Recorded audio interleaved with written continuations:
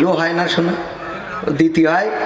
ওই সেদিন গেলাম, খালি ওয়াজের মধ্যে একটা করে নেতা আসছে আর বলছে যে হুজুর একটুখানি, উনি অনেক জায়গায় মাহফিল রয়েছে ওনার, একটু চলে যাবেন। বললাম মাহফিল তো ওনারাই করে, দেন সুযোগ দেন।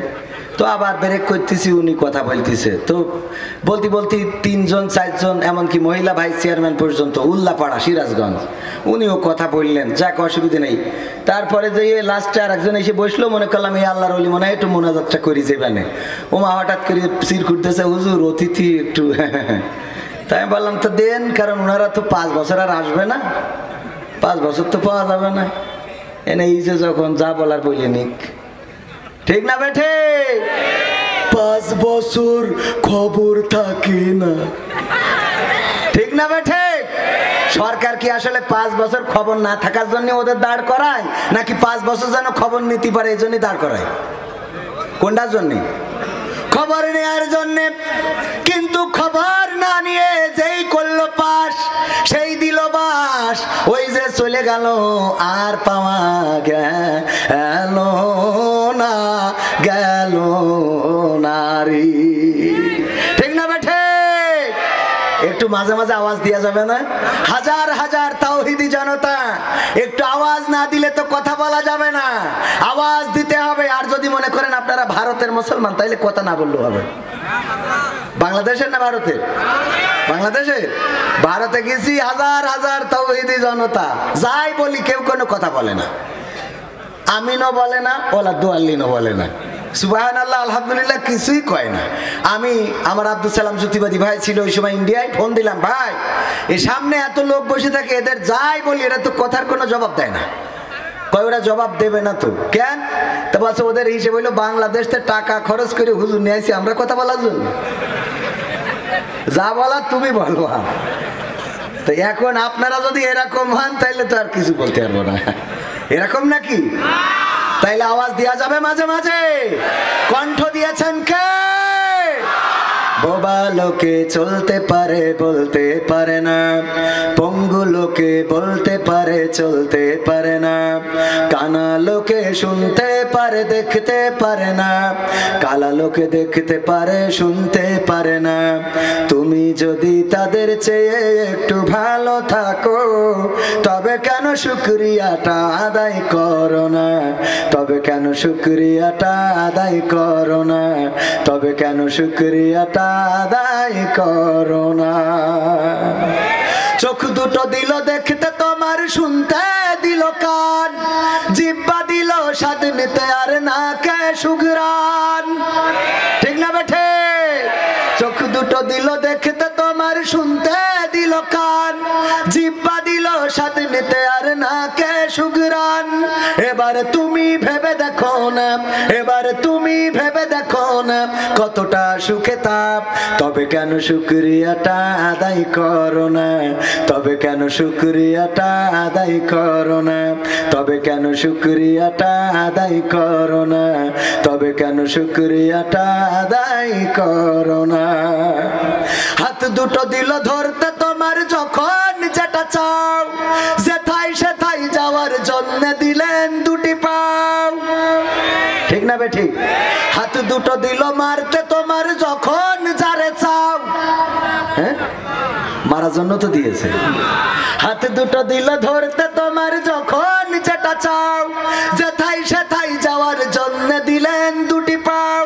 হৃদয়ে দিলেন প্রেম মমতা, হৃদয়ে দিলেন প্রেম মমতা, কেন যে বোঝো না?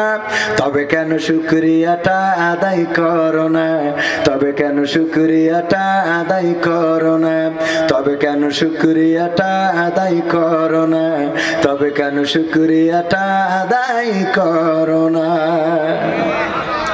সুখের সমাজ গড়তে দিলেন আল কোরআনের বাণী, পথের দিশাই দিয়েছেন রাসূল আমরা সবাই জানি। সুখের সমাজ গড়তে দিলেন আল কোরআনের বাণী, পথের দিশাই দিয়েছেন রাসূল আমরা সবাই জানি।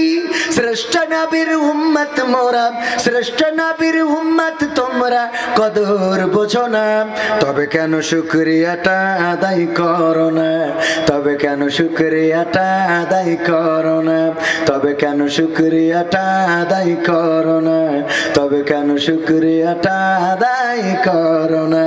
বোবা লোকে চলতে পারে বলতে পারে না, পঙ্গু লোকে বলতে পারে চলতে পারে না, কানা লোকে শুনতে পারে দেখতে পারে না, কালা লোকে দেখতে পারে শুনতে পারে না।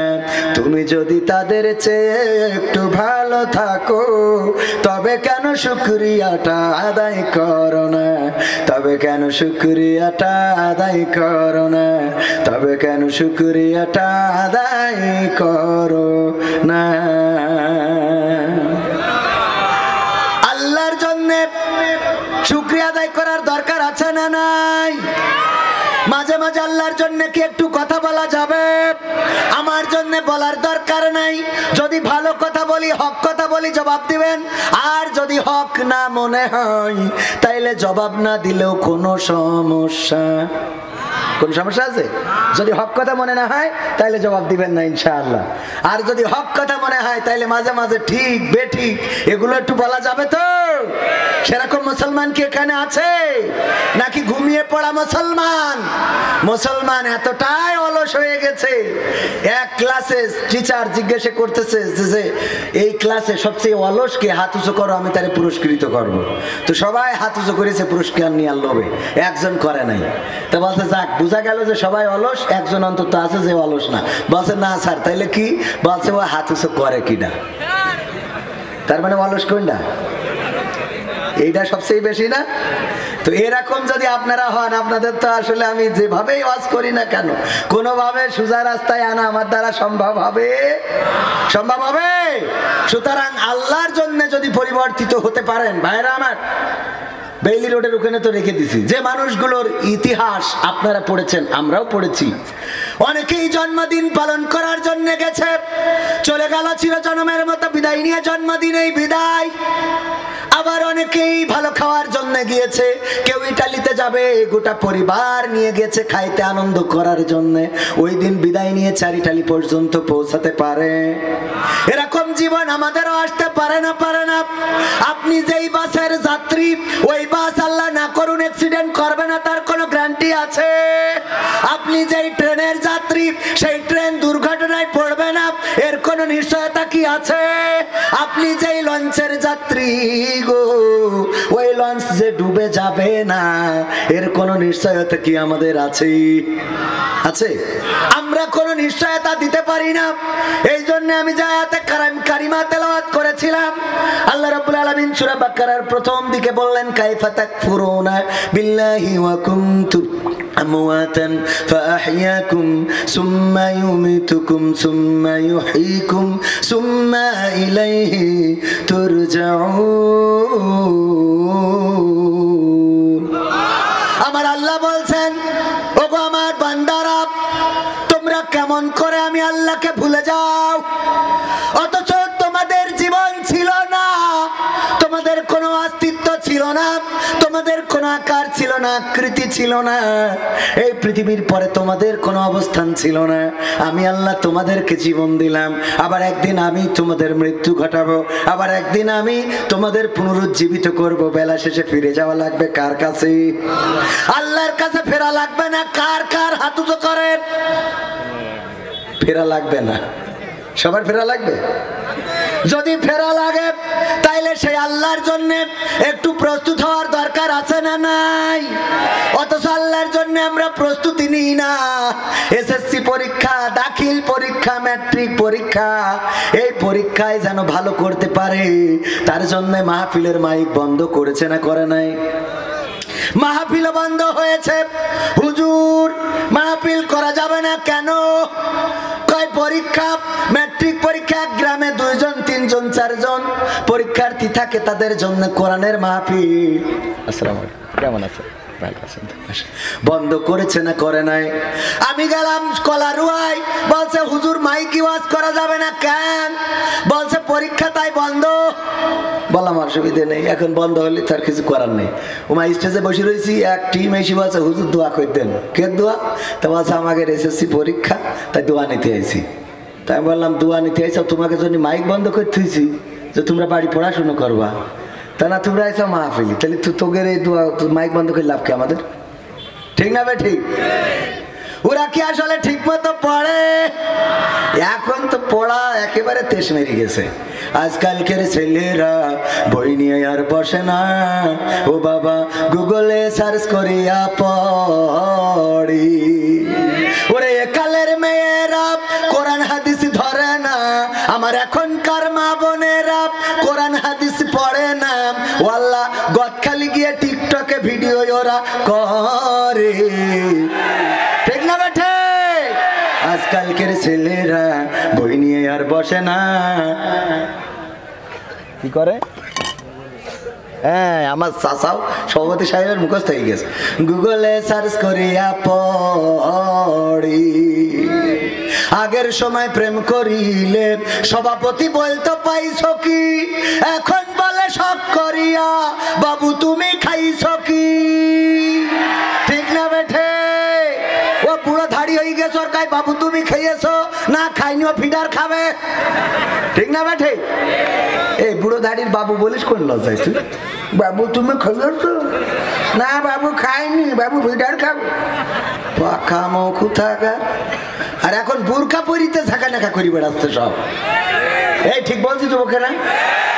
গদখালিতে ওরা আল্লাহওয়ালা প্রেমিকা। ওরা কি প্রেমিকা?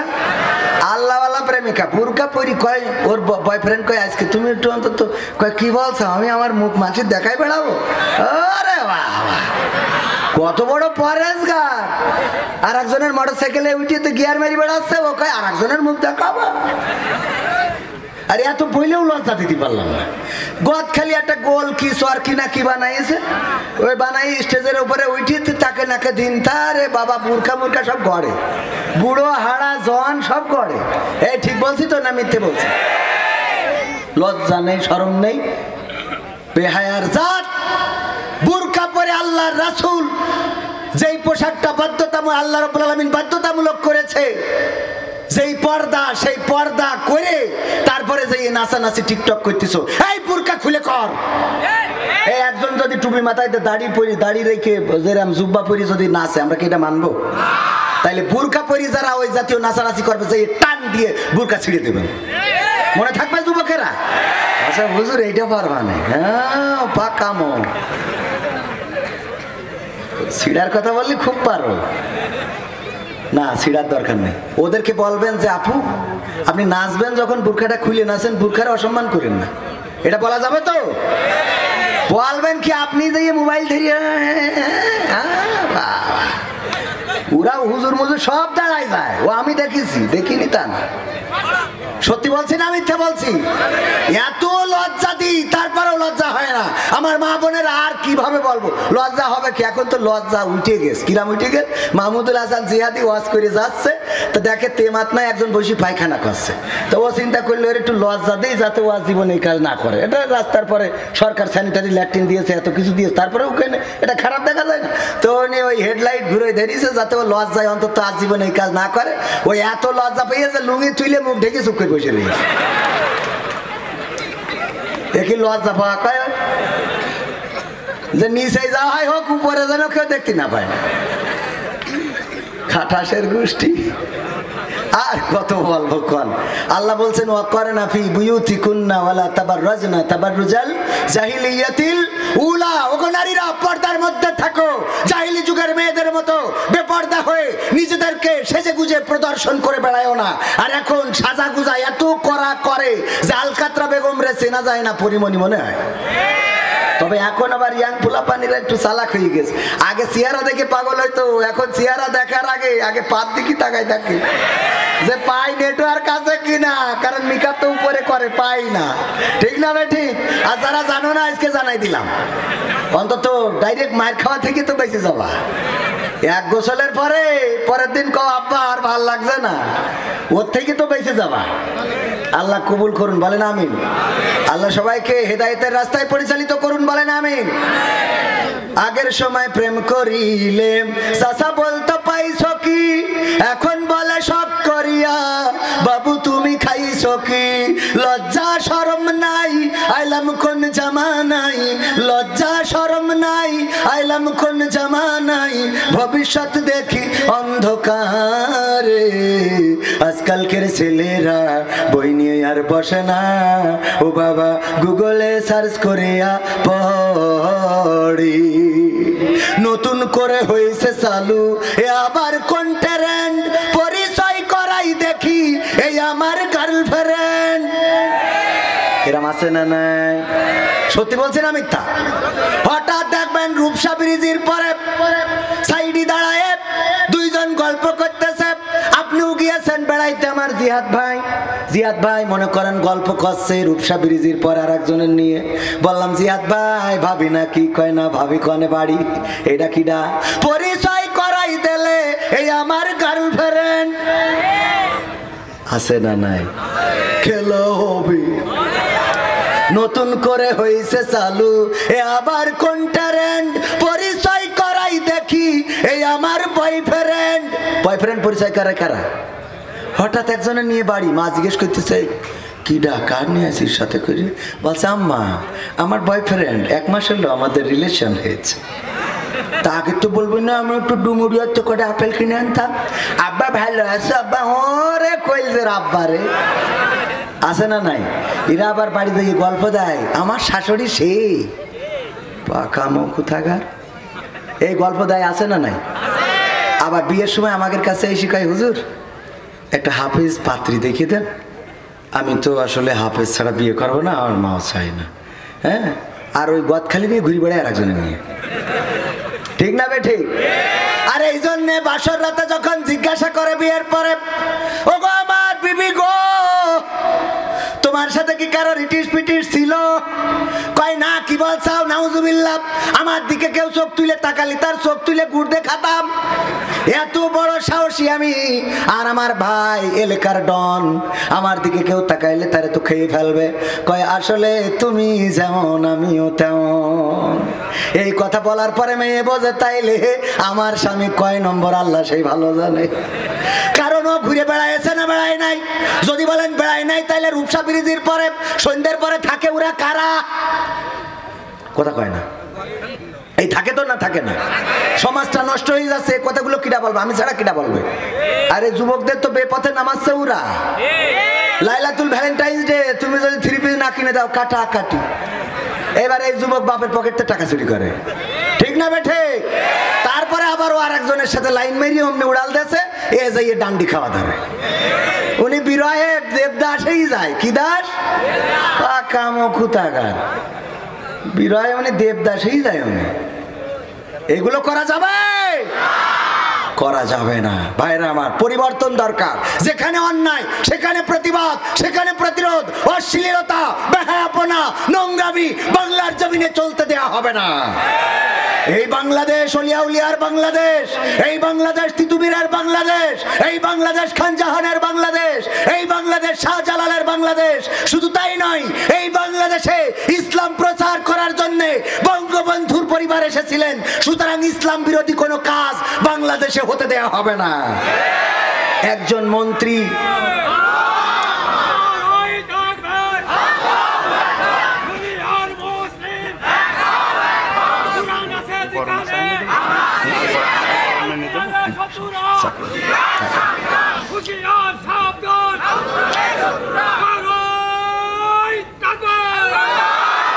সম্মানিত ভাইয়ারা আমার, নিউজটা আপনাদের সামনেও পড়ে থাকতে পারে।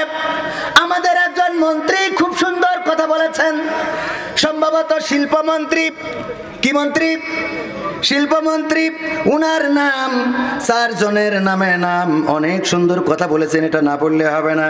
জনাব নুরুল মজিদ মাহমুদ হুমায়ুন সাহেব বলেছেন আঙুর খেজুরের পরিবর্তে বরই দিয়ে ইফতার করেন। আঙুর খেজুরের পরিবর্তে বরই দিয়ে ইফতার করা যাবে না? যাবে না? করা যাবে আমার আমাদের আপত্তি নাই। যদিও রাসূল বলেছেন তোমরা খুরমা দিয়ে খেজুর দিয়ে ইফতারি করো এবং এটাই রাসূলের সুন্নাত, তারপরেও আমরা বড়ই দিয়ে পেয়ারা দিয়ে ইফতার করতে কোনো আপত্তি নাই। কারণ আমার দেশে যেহেতু অর্থের সংকট, রিজার্ভে ঘাটতি পড়ে যাচ্ছে, আমার কোনো আপত্তি নাই। কিন্তু আমার দাবি হলো যখন আপনাদের সর্দি লাগবে তখন যেন সিঙ্গাপুর মাউন্ট এলিজাবেথে যাবেন না, কথা কয় না। আর আপনার ছেলের আমেরিকায় পড়াবেন না, আর আপনি বেগম পাড়ায় কানাডায় বাড়ি বানাবেন না, আর সুইজারল্যান্ডের সুইস ব্যাংকে টাকা রাখবেন। আবার যখন দেশে কনসার্ট হয় তখন আমার ভারত থেকে ইয়ার রহমান সহ অনেক, ওই যে আরো নাম বলা যাবে না, নাম বললে উজু ভেঙে যাবে, এমন আমদানি করা হয় না, হয় না? আমার দেশে কি শিল্পী নাই? আমার দেশে কি হাসপাতাল নাই? আমার দেশে কি বিদ্যাপীঠ নাই? আমার দেশে কি ব্যাংক নাই? আমার দেশে কি ফ্ল্যাট পাওয়া যায় না? এত কিছু পাওয়া যাওয়ার পরেও আপনাদের যখন অসুখ হয় তখন চলে যান সিঙ্গাপুরি মাউন্ট এলিজাবেথে চিকিৎসা নেওয়ার জন্য, আর ছেলেটারে পড়ান আমেরিকায়, মেয়েটারে রেখেছেন লন্ডনে।